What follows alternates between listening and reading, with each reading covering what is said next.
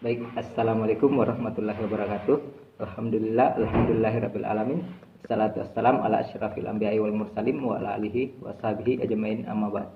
Pertama-tama, marilah kita panjatkan puja dan puji syukur atas kehadirat Allah Subhanahu wa taala, di mana pada kesempatan ini kita masih diberikan kesehatan, kesempatan, terlebih-lebih umur yang panjang. Salam dan salawat tak lupa pula kita kirimkan kepada Nabiullah Muhammad sallallahu alaihi wasallam. Allahumma shalli ala Muhammad wa ala ali Muhammad. Jadi untuk mempersingkat waktu, perkenalkan, nama saya Ahmad Angga Barani, NIM 200 Jenderal 209. Jadi pada kesempatan ini saya akan menjelaskan mengenai tugas MIT, perilaku organisasi dan human relation.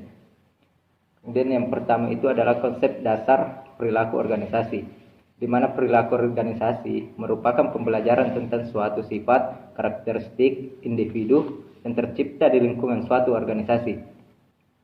Karena manusia berbeda-beda karakteristik, maka perilaku organisasi berguna untuk mengetahui sifat-sifat individu dalam bekerja dalam suatu organisasi. Kemudian nomor 2 yaitu faktor-faktor internal dan eksternal yang membedakan antar individu dan berpengaruh pada perilaku individu tersebut dalam sebuah organisasi. Jadi faktor eksternal yaitu terdiri dari faktor politik, yaitu hal yang berhubungan dengan keseimbangan kekuasaan negara. Kemudian yang mempengaruhi pada keamanan dan ketertiban yang akan mempengaruhi ketenangan organisasi untuk berkarya secara maksimal. Kemudian faktor ekonomi, yaitu tingkat perkembangan ekonomi yang berpengaruh pada tingkat pendapatan masyarakat atau daya beli untuk menggerakkan sektor-sektor lainnya sebagai suatu sistem ekonomi yang lebih besar. Dan ketiga, faktor sosial, yaitu orientasi nilai yang berkembang dengan masyarakat yang mempengaruhi pandangan mereka terhadap etos kerja yang dibutuhkan bagi peningkatan kinerja organisasi. Itu merupakan faktor internal. Kemudian faktor eksternal, faktor internal yang terdiri dari tujuan organisasi, yaitu apa yang ingin dicapai dan apa yang ingin diproduksi oleh suatu organisasi. Kemudian yang kedua, struktur organisasi sebagai hasil desain antar fungsi yang akan dijalankan oleh unit organisasi dengan struktur formal yang ada. Kemudian yang ketiga adalah sumber daya manusia, yaitu kualitas pengelolaan anggota organisasi sebagai penggerak jalannya organisasi secara keseluruhan. Kemudian yang keempat, budaya organisasi, yaitu gaya dan identitas suatu organisasi dalam pola kerja yang baku dan menjadi citra organisasi yang bersangkutan.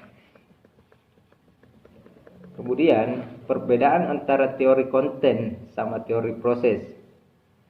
Perbedaan antara teori konten dan teori proses adalah bahwa teori konten menekan pada alasan untuk mengubah kebutuhan manusia, sementara teori proses berfokus pada proses psikologis yang mempengaruhi motivasi berkaitan dengan harapan yang dituju. Kemudian yang keempat, perbedaan teori kebutuhan Maslow dan teori konten lainnya. Teori Maslow adalah teori umum atau motivasi yang menyatakan bahwa keinginan untuk memenuhi kebutuhan adalah variabel prinsip dalam motivasi. Sebaliknya, teori Herzberg tentang motivasi mengungkapkan bahwa ada beberapa variabel yang ada di tempat kerja yang menghasilkan kepuasan kerja atau ketidakpuasan.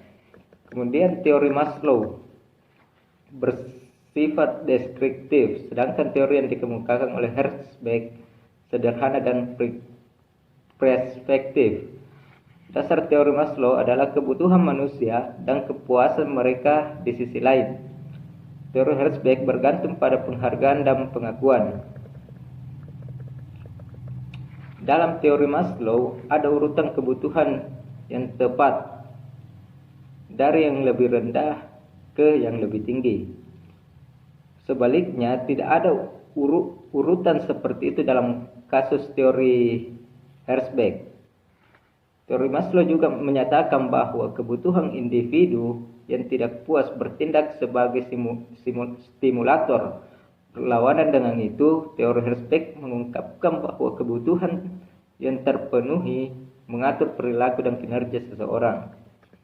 Adapun yang nomor 5 adalah alasan seseorang termotivasi oleh tujuan yang sulit atau difficult goals.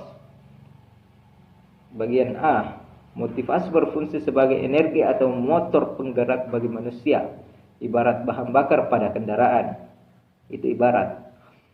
Kemudian motivasi sebagai pengatur dalam memilih alternatif antara dua atau lebih dari kegiatan yang bertentangan. Dengan memperkuat suatu motivasi atau memperlemah motivasi yang lain, maka seseorang hanya akan melakukan suatu aktivitas dan meninggalkan aktivitas yang lain. Kemudian motivasi merupakan pengatur arah atau tujuan dalam melakukan aktivitas. Dengan kata lain, setiap orang hanya akan memilih dan berusaha untuk mencapai tujuan yang motivasinya tinggi dan bukan mewujudkan tujuan yang lemah motivasinya.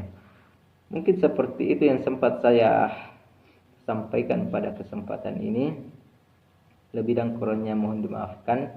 Billahi fisabilil haq fastabiqul khairat. Wassalamualaikum warahmatullahi wabarakatuh. Saya Ahmad Manggebarani undur diri. Wassalam.